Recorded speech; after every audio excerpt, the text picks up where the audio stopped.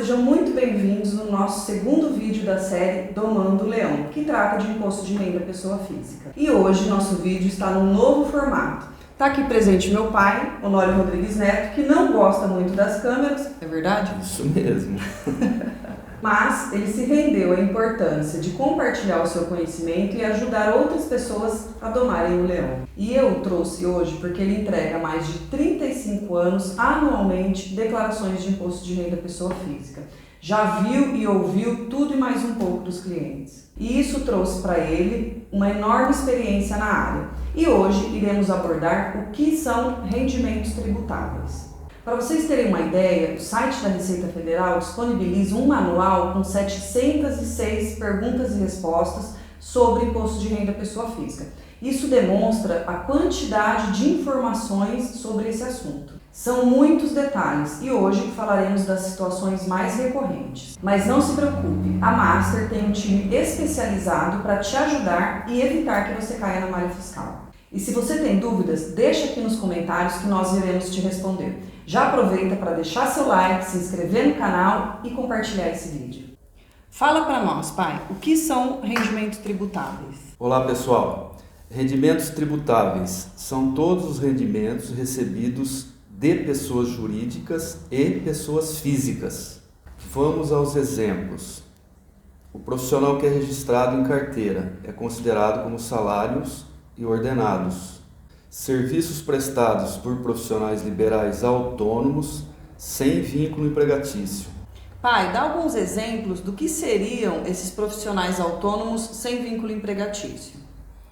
Por exemplo, médico, dentistas, engenheiros, contadores são considerados como profissionais liberais autônomos sem vínculo empregatício. Outro exemplo, uma oficina mecânica pode ser um autônomo, uma funilaria e pintura pode ser um autônomo. E nessas categorias aí de autônomo, a gente tem a prerrogativa e a vantagem de escriturar o livro caixa. Por exemplo, se o profissional faturou no mês R$10.000 e ele tem uma despesa de R$5.000, essa escrituração no livro caixa vai dar a possibilidade dele tributar o imposto dele em cima de R$5.000, não em cima de R$10.000. Lembrando que essas despesas comprovadas para poder escriturar o livro caixa tem que ser diretamente ligada à sua atividade.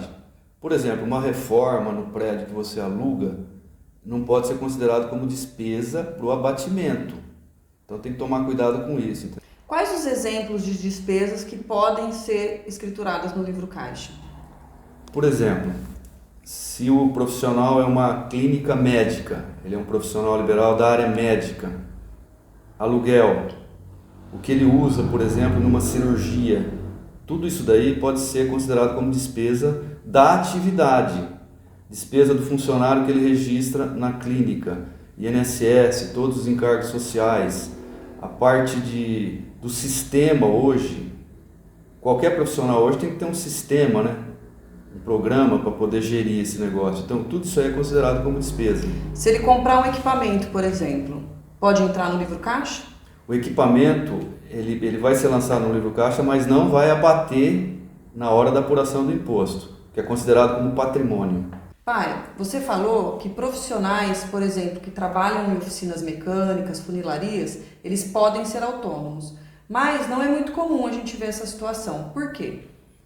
Apesar desses profissionais terem a possibilidade de escriturar o livro caixa, normalmente eles não vão partir para essa forma de tributação, porque existe a possibilidade de abertura da MEI hoje, para uma oficina mecânica, funilaria, dentre outras atividades, que a tributação é muito menor. E também a possibilidade de eles abrirem uma empresa MEI e depois passar para o Simples Nacional, né? Que o MEI está dentro do Simples Nacional. Quais outros rendimentos também são considerados como rendimentos tributáveis? Outro rendimento que é considerado como rendimento tributável é o rendimento recebido de aluguéis. Tanto a pessoa física alugando para a pessoa jurídica, quanto alugando para a pessoa física. A tributação que é um pouco diferente. Quando ele aluga para a pessoa jurídica, quem é obrigado a recolher o imposto por retenção é a pessoa jurídica. Quando ele aluga para pessoa física, ele vai pagar por intermédio do Carnê-Leão, se ultrapassar o limite da tabela do imposto de renda. Tem um rendimento tributável que é o exclusivo na fonte. Do que se trata esse rendimento? Esses rendimentos são considerados rendimentos de aplicações financeiras, que já são tributados na fonte. O outro exemplo é o 13º salário, que também é tributado exclusivo na fonte. Sobre a MEI, os rendimentos da MEI são considerados rendimentos tributáveis? Sobre esse assunto da MEI, o pessoal confunde, o contribuinte confunde muito.